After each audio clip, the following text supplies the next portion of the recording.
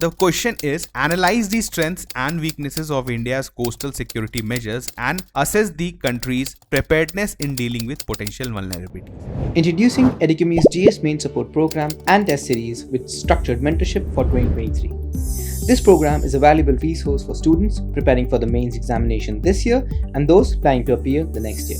Here's what you can expect: 7 subject-wise PYQ sessions, 18 full-length tests including 2 essay tests, model answers for all test papers, post-test discussions, 8 practice tests with model answers and mentor evaluation, and structured mentorship. Get ready to excel in your mains. With this support program and test series, you can enhance your knowledge and pave the way towards fulfilling your dreams. Don't miss out on this opportunity. Register now and seize the chance to become an expert in your mains preparation. Take charge of your aspirations and make them a reality.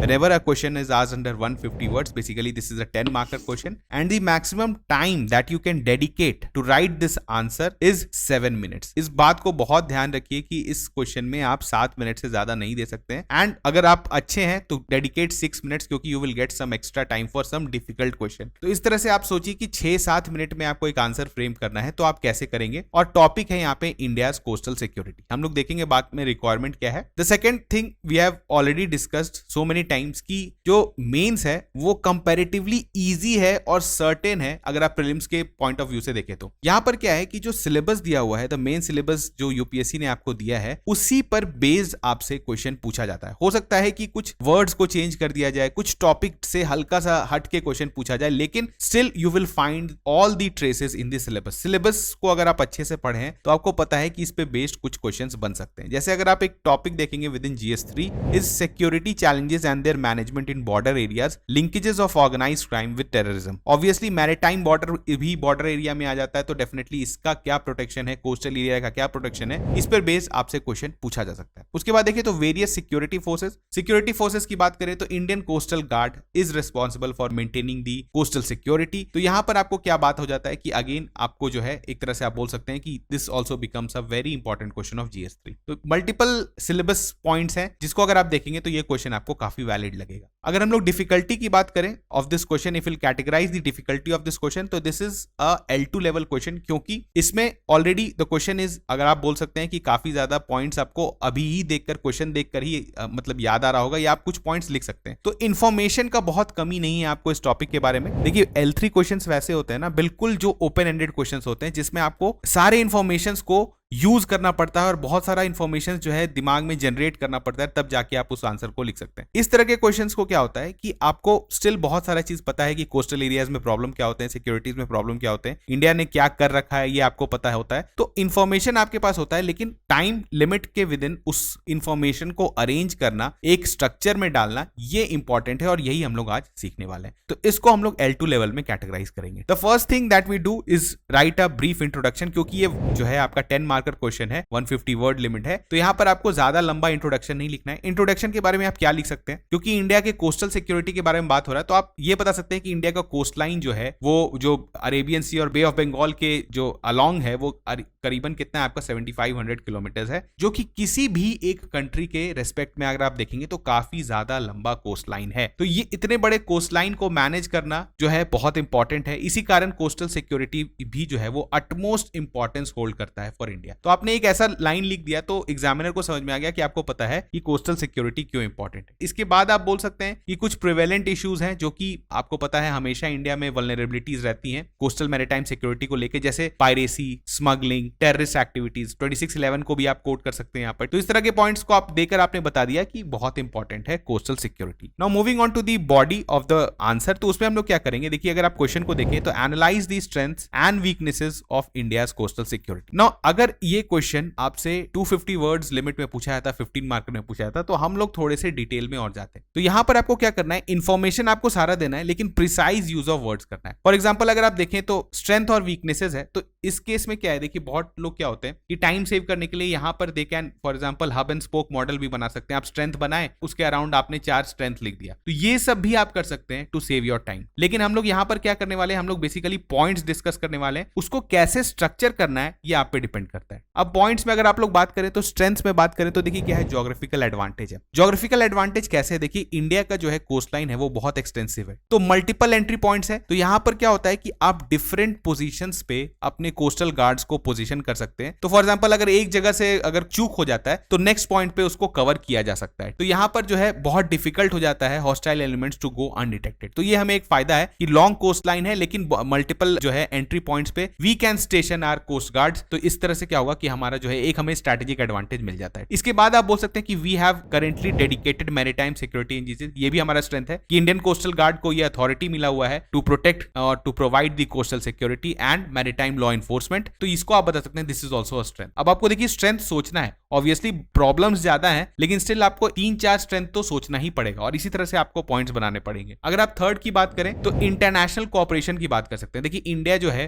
वो बहुत actively participate करता है इन maritime operations, जो joint operations होते हैं, जो activities होते हैं। तो इससे क्या होता है कि काफी ज्यादा अच्छा रिलेशन बना के रखा है हमने और काफी कोऑर्डिनेशन है बिटवीन डिफरेंट नेवीज और इवन इंडियन कोस्टल गार्ड का भी बहुत सारा जो है यहाँ पर पेट्रोलिंग एक्टिविटीज होता है और एक्सरसाइजेस होता है जिसमें पार्टिसिपेट करते हैं। तो इसके वजह से we have developed a very good mechanism of naval security और यू में से मैरीटाइम सिक्योरिटी। तो यहाँ पर हमने कुछ स्ट्रेंथ्स को डिस्कस किया है। यू कैन ऐड 1-2 और पॉइंट्स को भी आप ऐड कर सकते हैं, जो है आपको सोचना पड़ेगा 1-2 पॉइंट को, लेकिन आप 3-4 पॉइंट्स जो है स्ट्रेंथ्स में लिख दिए। ठीक, उसके बाद we talk about weaknesses. No weaknesses में डेफिनेटली आप ज्यादा पॉइंट्स बना सकते हैं, जैसे for example porous coast line. आपको पता है कि डिस्पाइट इतना हमारा patrolling and all these agencies involve, हमारा जो बॉर्डर है दैट इज पोरस। अगर आप बांग्लादेश के साइड से देखें तो काफी ज्यादा जो है इलीगल ट्रैफिकिंग और स्मगलिंग, अगर आप श्रीलंका के साइड से देखें तो वहां पर जो है फिशरमैन प्रॉब्लम जो है वो फ्रीक्वेंट रहता है। तो इसके वजह से क्या हुआ है कि बहुत ज्यादा हमें प्रॉब्लम होता है ड्यू टू हमारा पोरस कोस्ट लाइन और हमारे जो बाउंड्रीज हैं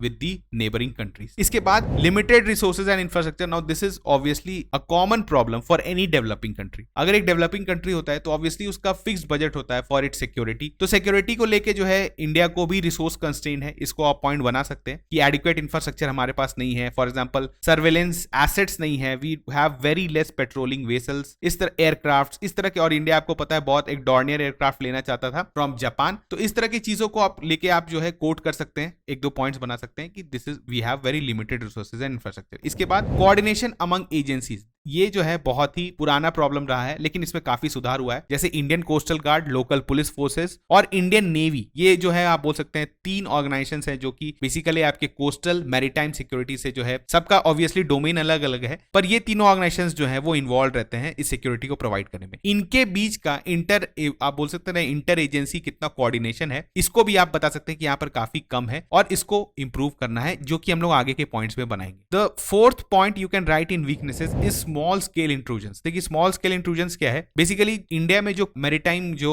इवेंट्स होते हैं या फिर आप बोल सकते हैं जो जैसे 26/11 जो आपका केस हुआ था, उस समय क्या हुआ था कि जो आपके छोटे स्मगलिंग इलीगल फिशिंग जो वेसल्स होते हैं उसको जो है एनिमी एलियंस जो है वो यूज करते हैं फॉर हमारे कंट्री में इलीगली घुसने का, ठीक है, या फिर जो भी इस तरह की एक्टिविटीज करने का। तो स्मॉल स्केल इंट्रूजन्स को जो है रोकना थोड़ा ज्यादा डिफिकल्ट हो जाता है क्योंकि ऑब्वियसली हमारा बहुत ज्यादा कोस्टल पॉपुलेशन भी है जो एक्टिव फिशिंग में इन्वॉल्व है, इस तरह के एक्टिविटीज में इन्वॉल्व है। तो उसके बीच में एक तरह से वो छुप कर हमारे कंट्री में घुसने का कोशिश करते हैं थ्रू स्मॉल इंट्रूजन्स। तो इसको, क्योंकि बड़े जो इंट्रूजन्स होते हैं उसको तो आपको पता है ऑब्वियसली वो विजिबल होता है और उसके लिए हमारे जो एजेंसीज है there are pretty much ready. लेकिन जो ये छोटे इंट्रूजन्स होते हैं, स्मॉल स्केल इंट्रूजन्स, ये जो है बहुत बड़ा एक सरदर्द है हमारे एजेंसीज के लिए। तो आपने बना दिया weaknesses. Now the second requirement of the question is कि assess the country preparedness in dealing with potential vulnerabilities. ठीक है, तो इंडिया में करंटली क्या प्रिपेयर्डनेस है, किस लेवल का प्रिपेयर्डनेस है, क्या कितनी ऑर्गेनाइजेशंस हैं जो इसमें काम करती हैं, इसमें आप कुछ पॉइंट्स बना सकते हैं। इसको कोशिश करिए कि आप बुलेट पॉइंट्स में ही लिखिए, बिकॉज हमने ऑलरेडी देखिए वी हैव ऑलरेडी डिस्कस कि इसको 7 मिनट्स में लिखना है। तो इतने ही वीकनेसेस और स्ट्रेंथ में लिखने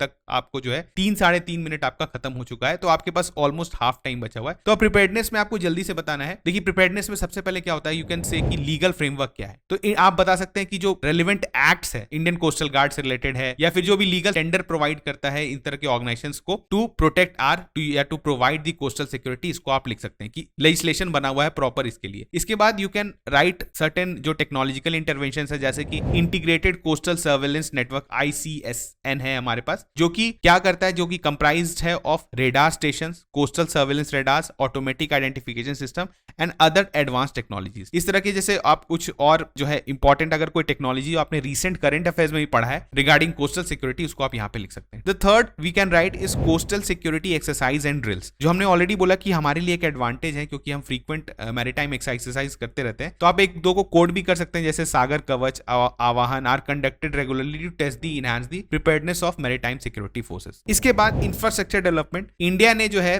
डिस्पाइट हमने देखा कि हमारे वीकनेसेस में कि हम लोग हमारे पास बहुत ज्यादा इंफ्रास्ट्रक्चर नहीं है, लेकिन इसके बावजूद भी बहुत ज्यादा डेवलपमेंट यहाँ पर देखने को मिला है। जैसे कोस्टल पुलिस स्टेशन बनाए गए हैं, deployment of fast interceptor boats जो है वो क्रिएट किए गए इन वल्नरेबल एरियाज। तो इस तरह के पॉइंट्स आप लिख सकते हैं। इसके बाद ऑब्वियसली हमने देखा कि हमारा जो स्ट्रेंथ ही है इंटरनेशनल कोऑपरेशन, तो इसके बारे में बोल सकते हैं कि इंडिया भी इसमें एक्टिवली पार्टिसिपेट करता है और इससे हमें काफी ज्यादा फायदा मिलता है हमारे कोस्टल सिक्योरिटी में। उसके बाद community participation and awareness. Now Indian government has initiated programmes to engage coastal communities and raise awareness about coastal security. अब आप बोलेंगे इस पॉइंट का मतलब क्या है? देखिए, हमने ऑलरेडी बोला ना कि हमारे यहाँ जो आप बोलते हैं ना, जो स्मॉल इंट्रूजन होते हैं, जो थ्रू फिशिंग वेसल्स हुआ या इसके थ्रू अगर कोई इलीगल एंट्री करना चाहता है हमारे कंट्री में, तो ये जो कम्युनिटी है, जो कोस्टल कम्युनिटी है, ये बहुत बड़ा एक तरह से आप बोल सकते हैं, जो आप एक तरह से इंटेलिजेंस इनपुट जो सिक्योरिटी इंजीनियर्स को ये प्रोवाइड कर सकते हैं, वो बहुत क्रूशियल होता है इनको पकड़ने में या इनको काउंटर करने में। तो इसी कारण जो कोस्टल कम्युनिटीज है उनको अवेयर किया जाता है कि अगर आप किसी भी तरह का इलीगल एक्टिविटीज को देखें तो आप उसको तुरंत रिपोर्ट करें, और इसके वजह से जो है हमारे जो आप बोल सकते हैं कि जो सक्सेस रेट है वो इंक्रीज हो जाता है। तो ये सारे पॉइंट्स आपने बता दिया कि ये जो है गवर्नमेंट के द्वारा किया गया है, और इसमें एक कम्युनिटी वाला भी आपने पॉइंट डाल दिया है। नाउ द लास्ट पार्ट, देखिए आपने already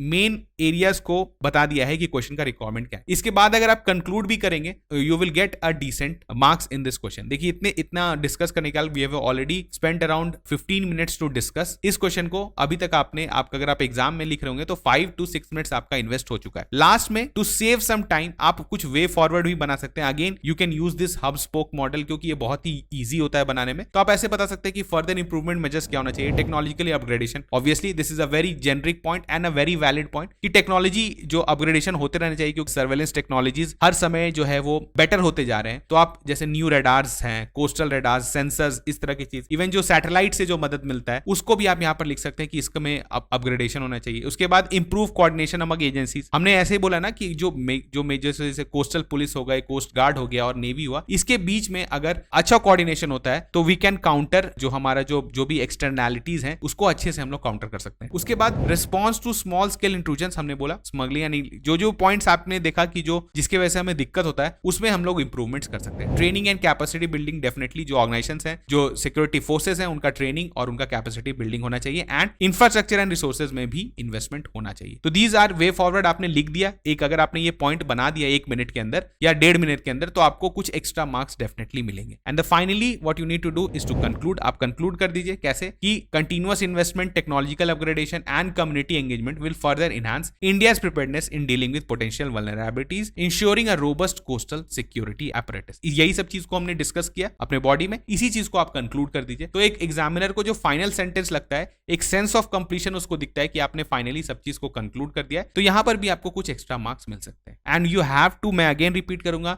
you have to do within 7 minutes, क्योंकि 7 मिनट से ज्यादा अगर आप 10 मिनट्स में इसको लिख रहे हैं तो you are losing some important time, your precious time in some other question. तो हमने यहाँ पे डिस्कस किया इस क्वेश्चन को। इसी तरह के questions we will keep on bringing to you. आपको क्या करना है, इसको फुल यूटिलाइज करिए, इस इनिशिएटिव को, इस फ्री इनिशिएटिव को अपने आंसर राइटिंग को इंप्रूव करने के लिए। यहाँ पर क्योंकि आपको पता है कि दिस इज अ प्रोसेस और जो है ये एक मैराथन है। यहाँ पर आप जब तक डेली इंप्रूवमेंट नहीं करेंगे तब तक आपको फाइनल रिजल्ट नहीं दिखेगा। इसी कारण आप सब चीज को भूल के आप डेली एक आंसर लिखिए, उसमें हर दिन आपको कुछ इंप्रूवमेंट देखने को मिलेगा और डेफिनेटली आप उसको सबमिट कर सकते हैं, तो आपको फीडबैक भी मिलेगा। तो चलिए मिलते हैं नेक्स्ट वीडियो में, तब तक थैंक यू।